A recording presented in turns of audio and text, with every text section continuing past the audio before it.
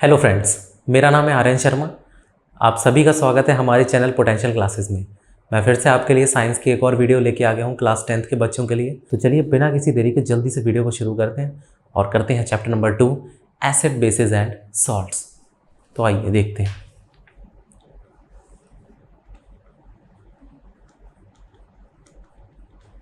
Chapter number 2 हमारा क्या है?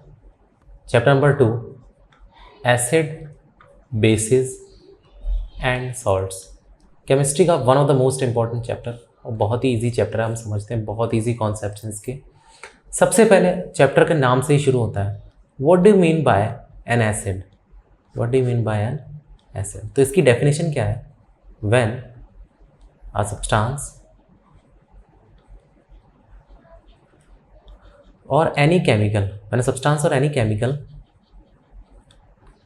dissolve in a watery solution, dissolve in any aqueous solution, it will start giving you H positive ions। मैंने क्या बोला? बहुत आसान भाषा में समझते हैं। जब भी कोई सोल्यूशन या सब्सटेंस मैं किसी सॉल्यूशन में ऐड करूं, किसी केमिकल को मैं किसी सॉल्यूशन में ऐड करूं और उस सॉल्यूशन में H पॉजिटिव आयंस की जो कंसंट्रेशन है वो इंक्रीज होने लग जाए, क्या होने लग जाए? इंक्रीज होने लग जाए, तो हम इसको बोलते हैं कि वो सब्सटेंस जो हमने ऐड किया था वो क्या था? वो एसिड था। सिमिलरली हम इसको डायग्रामेटिकली समझते हैं। जैसे मेरे पास एक बीकर है, इस बीकर में कोई सोल्यूशन है, समझिए कोई सोल्यूशन, सपोज इसमें वाटर है और मैंने बाहर से एक बॉटल में से, ठीक है ना, मैंने बाहर से एक बॉटल में से इसमें कुछ ऐड किया, ठीक है, मैंने बाहर बॉटल में से इसमें कुछ ऐड किया। अब मुझे नहीं पता था इस बॉटल में एसिड है या बेस। थोड़ी देर बाद जब मैंने इस सॉल्यूशन को चेक किया, आफ्टर सम टाइम इस सॉल्यूशन में H पॉजिटिव आयंस की जो कंसंट्रेशन थी, H पॉजिटिव आयंस की जो कंसंट्रेशन मतलब मात्रा, कंसंट्रेशन थी वो इंक्रीज होने लग गई। पानी में H पॉजिटिव आयंस बढ़ गए। इसका मतलब जो मैंने इस बॉटल में से ऐड किया था वो क्या था? जी हाँ, वो एसिड था। इस बॉटल में क्या था? इस बॉटल में एसिड था। जी हाँ, एसिड की बेसिक डेफिनेशन ही यही है कि जब भी वो किसी सॉल्यूशन में डिसॉल्व होगा तो वो डिसॉल्व होकर H पॉजिटिव आयंस में डिसोसिएट करेगा ही करेगा, H पॉजिटिव में डिसोसिएट कर जाएगा। ठीक है, ये तो एसिड की बेसिक डेफिनेशन है। एसिड के कुछ कैरेक्टरिस्टिक्स होते हैं जो आपको पता होने चाहिए। एसिड के कुछ कैरेक्टरिस्टिक्स होते हैं जो हमें बेसिकली पता होने चाहिए, जो हैं जैसे कि नंबर 1, एसिड्स आर सोर इन टेस्ट। एसिड्स आर सोर इन टेस्ट मतलब एसिड्स जो टेस्ट करेंगे वो खट्टा टेस्ट करते हैं। एसिड कैसा टेस्ट करेंगे? खट्टा। नंबर 2, एसिड जो हैं वो लिटमस को they turn litmus blue to red. Acid turn blue litmus red. जो लिटमस पेपर होता है ना, आप छोटी क्लास में आपने पढ़ा होगा, 6th 7th 8th क्लास में हम पढ़ते हैं कि एक लिटमस पेपर होता है।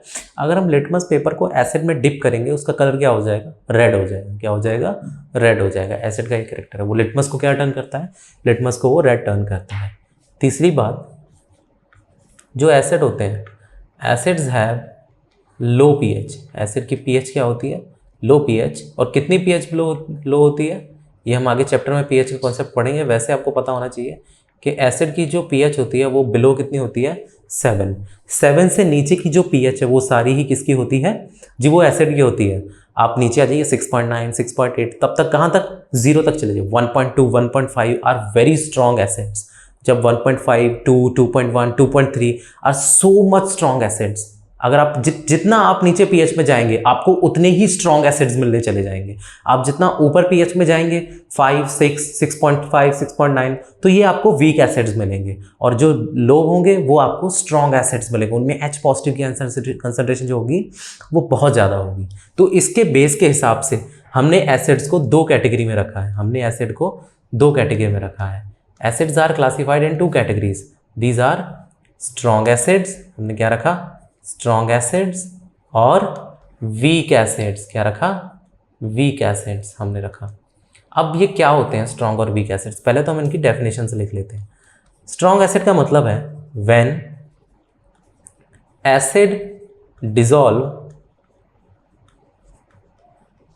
completely, when acid dissolved completely to give H positive ions. जी हाँ, जो एसिड पूरी तरह ब्रेक कर गया उसको हम क्या बोलेंगे, वो एसिड क्या है, एक स्ट्रॉन्ग एसिड है जो कंप्लीटली ब्रेक कर गया, पीछे कोई रेजिड्यू नहीं बचा, ठीक है ना। और वीक एसिड क्या होगा, when acid dissolve partly, when acid dissolved partly in a solution, it will be weak acid, it will be weak acid।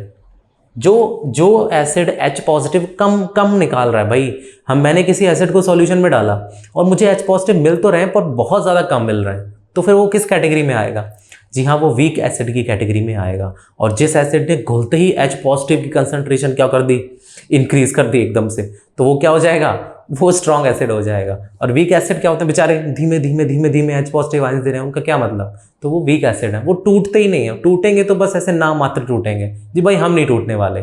और स्ट्रॉन्ग एसिड ऐसे टूटेंगे कि बिल्कुल ही कंप्लीटली ब्रेक कर जाएंगे। तो ये डिफरेंस है स्ट्रॉन्ग एसिड और वीक एसिड का। आप एग्जाम्पल से समझिए, जैसे कि example HCl hydrochloric acid, H2SO4 sulphuric acid, HNO3 nitric acid, these all are strong acids. और वहाँ पर वीक एसिड में एग्जाम्पल क्या लिखेंगे, जैसे एसिटिक एसिड CH3COOH, जैसे H2CO3 कार्बोनिक एसिड। और हम ये लिख सकते हैं कि ऑल ऑर्गेनिक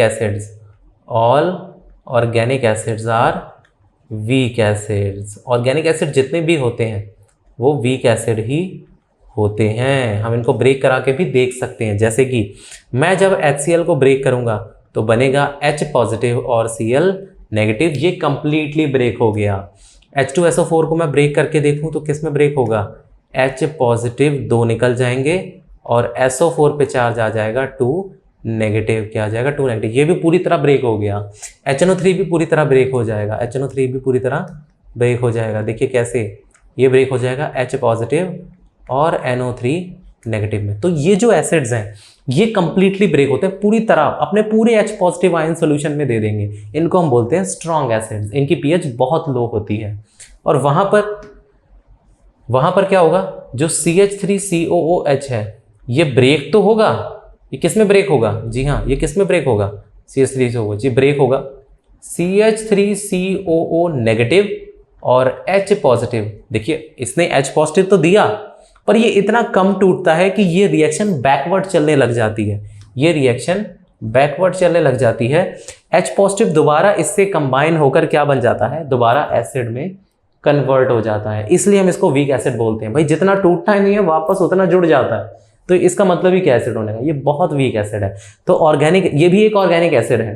तो ये ऑर्गेनिक एसिड की जितनी भी कैटेगरीज के एसिड आएंगे, जैसे lactic acid, citric acid, malic acid, ये सब क्या है, ऑर्गेनिक एसिड्स हैं। तो ये बहुत ही ज़्यादा वीक होते हैं, ये वीक एसिड होते हैं। तो देखिए इसको हम बोलेंगे एसीटेट आयन। क्या है ये, acetate ion.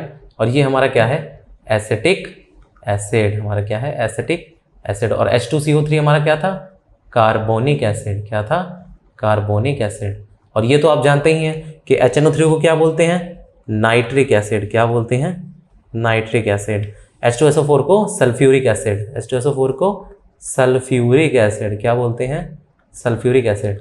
Sulphuric acid acid का राजा होता है जी, हाँ जी, किंग ऑफ ऑल एसिड्स, ठीक है ना। जो सल्फ्यूरिक एसिड है इसको हम किंग ऑफ ऑल एसिड्स बोलते हैं, बहुत स्ट्रॉन्ग एसिड होता है। वैसे ही HCl भी हमारा स्ट्रॉन्ग एसिड होता है। तो आई होप कि आपको कॉन्सेप्ट समझ आ गया, स्ट्रॉन्ग और वीक एसिड क्या होते हैं। जो H पॉजिटिव देते हैं वो एसिड होते हैं। अब ज़्यादा देंगे या कम देंगे ये डिपेंड करता है, ठीक है। और इनकी pH क्या होती है, लो, ये भी पता होना चाहिए।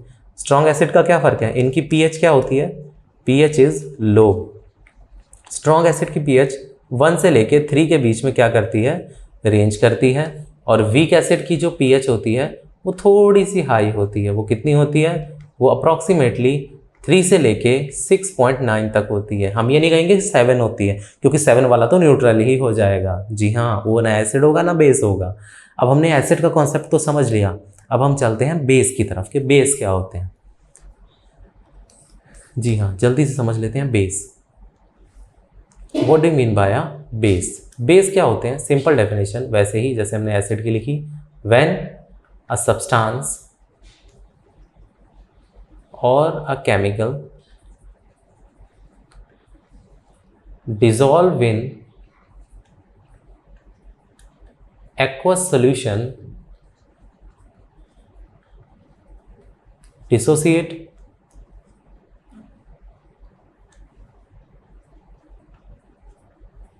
to give OH negative ions. ये हमें क्या देगा? OH negative ions. बिल्कुल एग्जैक्टली उसी के तरीके हम बीकर से इसको समझते हैं। मेरे पास एक बीकर है, इसमें मैंने क्या लिया हुआ है? वाटर ले रखा है।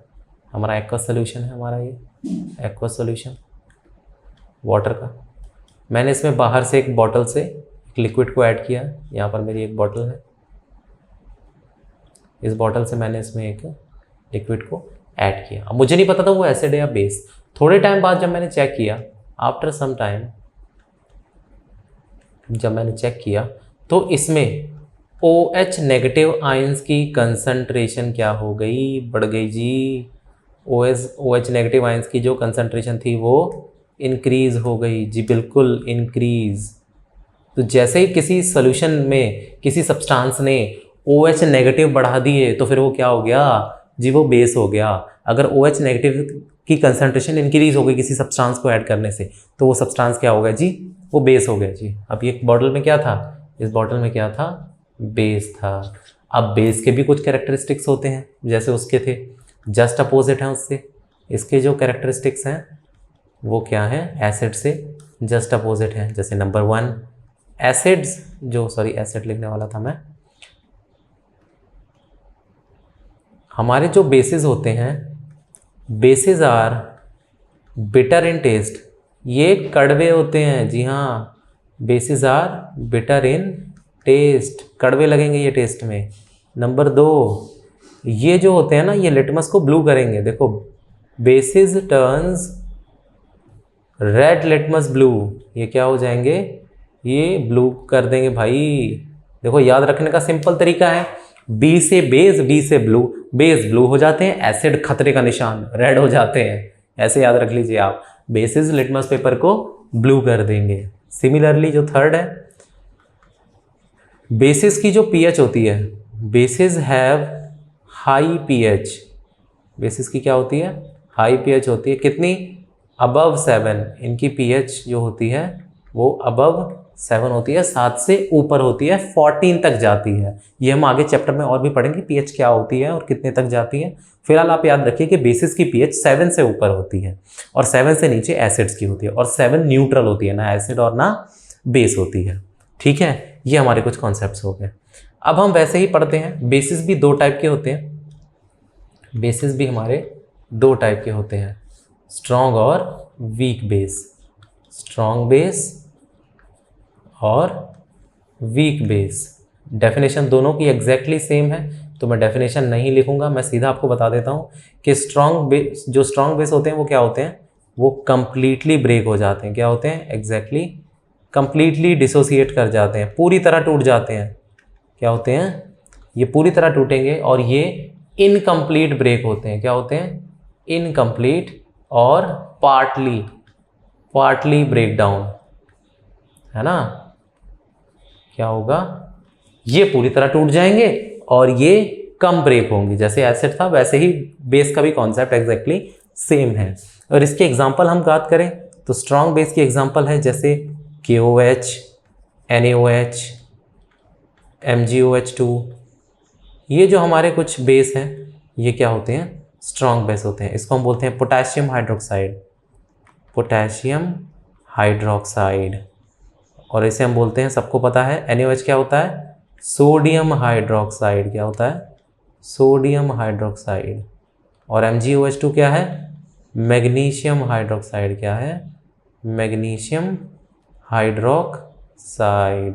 बहुत इजी हो गया। ये हमारे सारे स्ट्रॉन्ग एसिड हैं, ये कंप्लीटली ब्रेक हो जाते हैं। और वहाँ पर हम एग्जांपल पढ़ें तो यहाँ पर एग्जांपल जैसे NH4OH है ना, Na2CO3, ये हमारे क्या है, कुछ वीक बेसिस हैं। Ammonium hydroxide, sodium carbonate, sodium bicarbonate, ये हमारे क्या है, सोडियम बाइकार्बोनेट ले लीजिए आप, NaHCO3, ये सारे वीक बेसिस हैं।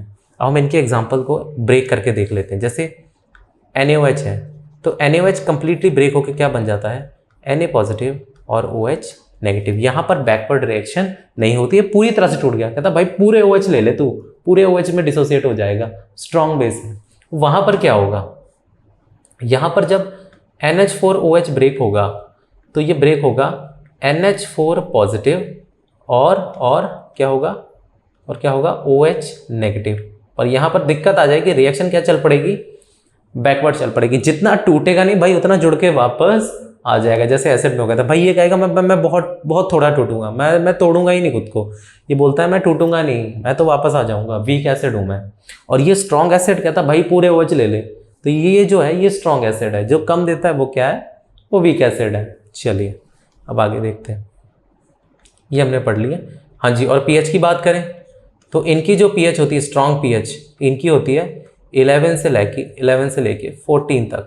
और इनकी जो pH होती है ये होती है 7.1 से लेकर, जी 7 वाला तो न्यूट्रल होगा, 7.1 से लेकर 11 तक हम कंसिडर करते हैं कि इनकी जो pH होती है इतनी होती है। तो ये हो गया अपनी वीक बेस, ये क्या हो गया, वीक बेस। और ये हो गया हमारे स्ट्रॉन्ग बेसेस। मैं आपको एक बात और बता दूं कि जो एसिड होते हैं ये तो पानी में घुल जाते हैं, पर बेसिस पानी में नहीं घुलते। सारे बेसिस पानी में सॉल्यूबल नहीं होते, सारे बेसिस पानी में घुलते नहीं है। तो इसके लिए एक बढ़िया लाइन एनसीईआरटी लिखती है, आपको याद रखना है, वो एमसीक्यू बन के आपके सामने कभी भी आ सकता है। वो क्या आएगा, आपको बोलेंगे all bases are not soluble in water, all bases are not soluble in water but some bases are soluble in water and are called alkalis। क्या बोल देते हैं जी, बोल देते हैं alkalis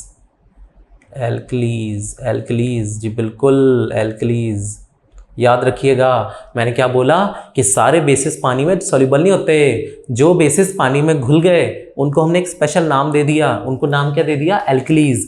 कुछ बेसिस पानी में घुल जाते हैं जिन्हें हम नाम क्या दे देते थे, एल्कलीज नाम दे देते हैं। तो आपको एक लाइन याद रखनी है कि ऑल बेसिस है ना are not soluble in water. इसको हम क्या लाइन लिखेंगे, वो अजर्शन रीजन में आपसे वो पूछ लेते हैं। अजर्शन रीजन में एक लाइन आएगी, मैं स्टार लगा रहा हूँ, बहुत इंपॉर्टेंट लाइन है कि all alkalis are bases, all alkalis are bases but all bases are not alkalis, all bases are not alkalis। बिल्कुल एग्जैक्टली ऐसे ही आपको पूछ लेगा भाई। सारे बेसिस एल्कलीज नहीं होते, सारे बेसिस थोड़ी पानी में घुलेंगे, सारे बेसिस एल्कलीज नहीं होते, पर सारे एल्कली क्या होते हैं, बेस होते हैं। एल्कली क्योंकि बेस है और वो एल्कली वो पानी में डिसॉल्व हो जाएगा। एल्कली की एक आधा एग्जांपल याद रखिए। एल्कली नाम कहाँ से आया, मैं आपको ये भी बता देता हूँ नाम क्यों रखा। एल्कली जो नाम आया है ये हमारा आया है एल्कली मेटल्स से। कहाँ से आया, एल्कली मेटल्स। एल्कली मेटल कौन कौन से होते हैं, सोडियम, पोटाशियम, लिथियम, ये हमारे एल्कली मेटल्स हैं। इनके जो बेसिस बनते हैं उनको हम बोलते हैं एल्कलीज। जैसे कि सोडियम का क्या हो गया, NaOH, पोटाशियम का हो गया KOH, और लिथियम क्या हो गया, LiOH। ये सारे स्ट्रॉन्ग बेसिस हैं और ये पानी में सॉल्यूबल होते हैं, इस वजह से हम इनको एल्कलीज बोलते हैं। इतना आपको याद रखना है। ये हो गया एसिड और बेस का बेसिक कॉन्सेप्ट। अब हम चलते हैं आगे, अब हम चलते हैं इसके रिएक्शन पार्ट की तरफ। अब रिएक्शन पार्ट में आपको याद रखना है, सबसे पहले मैं आपको दिखाता हूँ reaction of acid with metal. अगर कोई एसिड मेटल के साथ रिएक्ट करेगा तो क्या होगा, आपको सिंपल याद रखना है, बहुत सिंपल, कि when when an acid reacts with a metal, when an acid reacts with a metal, it will form metal salt, and hydrogen gas. देखिए ये रिएक्शन बहुत इजी है, फिक्स है। रिएक्शन इतनी इजी है, लोग समझते हैं कि केमिस्ट्री मुश्किल है, केमिस्ट्री बहुत इजी है। आप बेसिक रिएक्शन लेके चलिए। देखिए कैसे, अगर मैं यहाँ पर आपको बताऊँ कि कोई एसिड है, हाइपोथेटिकल एग्जांपल से चलते हैं। एसिड में मैंने मेटल को ऐड किया, होगा क्या, मेटल का बन जाएगा सॉल्ट, और हाइड्रोजन गैस क्या हो जाएगी, बाहर हो जाएगी। अगर आपको ये बेसिक याद है, मेरा ये फॉर्मूला आपको याद है, तो आप कोई भी एसिड और मेटल की रिएक्शन कर सकते हैं, कोई भी A to Z आ जाए। देखिए आपको एग्जांपल से बदल के दिखाता हूँ आपको एसिड। देखिए सबसे पहले मैंने एसिड क्या लिया, मैंने ले लिया HCl, और मैंने HCl में ऐड कर दिया मैग्नीशियम। अब भाई क्या होगा, अब मैग्नीशियम का तो बन जाएगा सॉल्ट। देखिए मैग्नीशियम का बन जाएगा सॉल्ट MgCl2, और हाइड्रोजन गैस को क्या कर दीजिए, फिक्स बाहर। हाइड्रोजन वैसी की वैसी आ गई, और मेटल का क्या बन गया, सॉल्ट। बाद में हम इसको बैलेंस कर देंगे। हमने फर्स्ट चैप्टर में बैलेंसिंग पढ़ रखी, हाइड्रोजन 2 हाइड्रोजन 1, तो इसके आगे मैंने क्या लगा दिया, 2। अब यहाँ पर क्लोरीन 2, यहाँ पर भी क्लोरीन 2, मैग्नीशियम 1, रिएक्शन क्या हो गई, बैलेंस हो गई। बहुत ईजी रिएक्शन हो गई। देखिए यहाँ पर हमारा एसिड है, ये हमारा मेटल है, ये हमारा मेटल का सॉल्ट बन गया, ठीक है। और ऐसे मैं एसिड बदल के आपको दिखा देता हूँ। सपोज मैंने एसिड ले लिया H2SO4, इसमें मैंने मेटल डाल दिया, सपोज मैंने मेटल डाल दिया जिंक, क्या होगा, जिंक का बन जाएगा सल्फेट सॉल्ट। देखिए जिंक सल्फेट, और हाइड्रोजन क्या हो जाएगी, बाहर हो जाएगी। बहुत इजी है जी, बहुत इजी। मेटल का आप सॉल्ट बनाते चलिए, हाइड्रोजन गैस बाहर निकालते चलिए, बहुत इजी रिएक्शन है। आपको कहीं और कोई और एसिड दिख जाए, सपोज यहाँ पर आ जाए HNO3, ये लीजिए, इसके साथ कर लीजिए। मैंने इसमें डाल दिया सपोज पोटाशियम, क्या हो जाएगा भाई, पोटाशियम का नाइट्रेट बन जाएगा KNO3, और हाइड्रोजन गैस बाहर हो जाएगी। इसको बैलेंस कर देते हैं जी, ये लीजिए 2, ये लीजिए 2, ये लीजिए 2, ये लीजिए, बैलेंस हो गई भाई। बहुत ईजी रिएक्शन है। कितनी ईजी हो गई कि मेटल को मैंने जब भी एसिड में डाला, मेटल का सॉल्ट बना दीजिए और हाइड्रोजन गैस को इवॉल्व कर दीजिए। कितनी ईजी रिएक्शन हो गई। अब हम चलते हैं अपनी सेकंड रिएक्शन की तरफ। चलिए सेकंड रिएक्शन, जो हमारी सेकंड रिएक्शन है वो है reaction of acid with metal carbonate. अब भाई मेटल की जगह क्या आ गया, मेटल का कार्बोनेट आ गया, तो क्या होगा। जी हाँ, इसकी डेफिनेशन कुछ इस प्रकार से है। हम लिखेंगे when acid reacts with metal carbonate,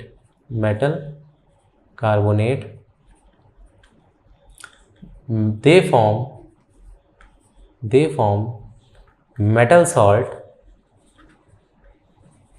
along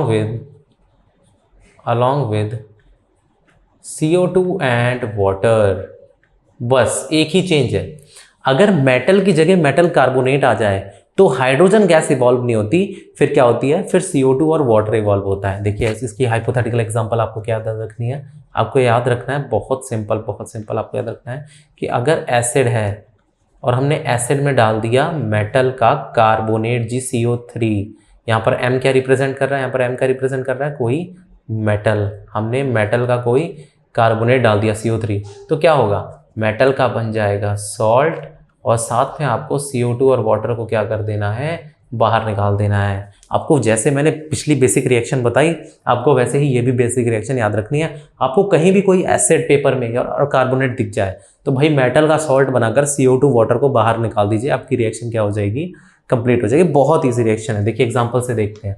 अगर मेरे पास कोई एसिड है, HCl, और मैंने इसमें ऐड किया कोई मेटल का कार्बोनेट, सपोज मैंने मेटल का कार्बोनेट डाल दिया, सपोज मैंने डाला जिंक कार्बोनेट, तो आपको क्या करना है, आपको जिंक का बना देना है सॉल्ट, आपको बना देना है ZnCl2, और आपको CO2 और वाटर को क्या कर देना है, बाहर निकाल देना। बहुत इजी, बाद में आप बैलेंस करते रहिए, कोई दिक्कत नहीं, आप बैलेंस कर सकते हैं, ठीक है। बैलेंस आप दोनों तरफ देख लीजिए, यहाँ पर 3 ऑक्सीजन है, यहाँ पर 3 ऑक्सीजन है, कार्बन एक है, जिंक एक है, पर क्लोरीन का देखिए यहाँ पर क्लोरीन 2 है, तो यहाँ पर मुझे सिर्फ 2 से क्या करना है, मल्टीप्लाई, तो यहाँ पर हाइड्रोजन 2 हो गए, यहाँ भी हाइड्रोजन 2 हो गए, क्लोरीन 2 हो गई। ये हमारी रिएक्शन क्या होगी, बैलेंस हो गई।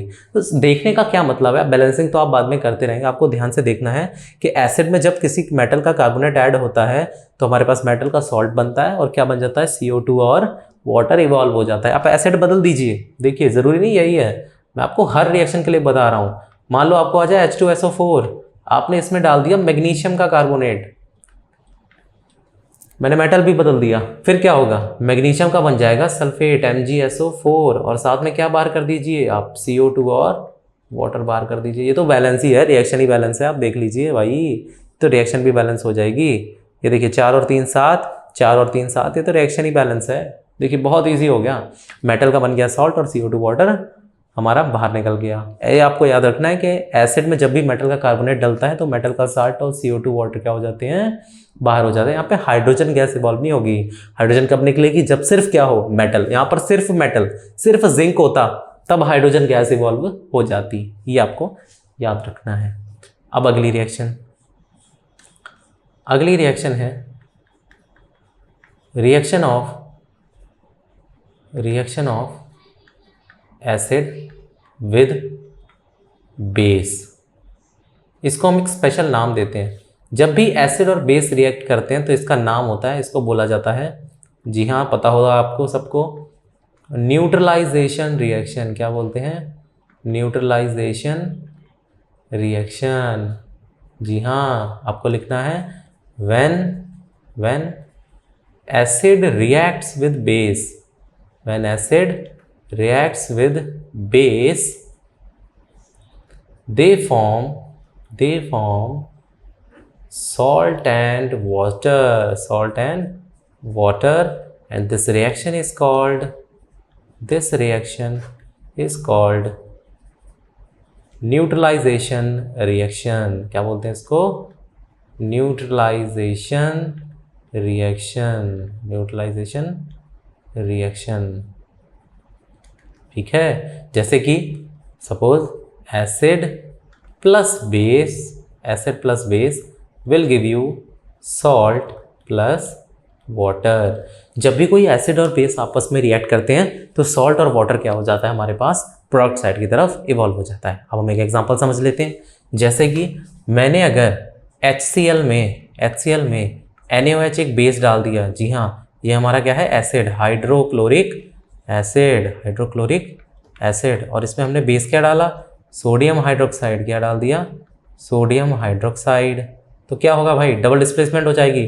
NaCl क्या बन गया हमारा, सॉल्ट बन गया। NaCl क्या बन गया, salt, sodium chloride, table salt होता है ना, घर में यूज़ करते हैं हम, सोडियम क्लोराइड जो घर का नमक होता है, और पानी क्या हो जाएगा, इवॉल्व हो जाएगा। ये हो गई हमारी एग्जाम्पल। आप कोई भी एसिड और बेस बदल कर देख लीजिए, सारी एग्जाम्पल सेम होगी। देखिए आपको चेंज करके दिखा देता हूँ। जैसे कि एसिड बदले, हम एसिड ले लें H2SO4 और इसमें बेस कोई और हमने डाल दिया KOH।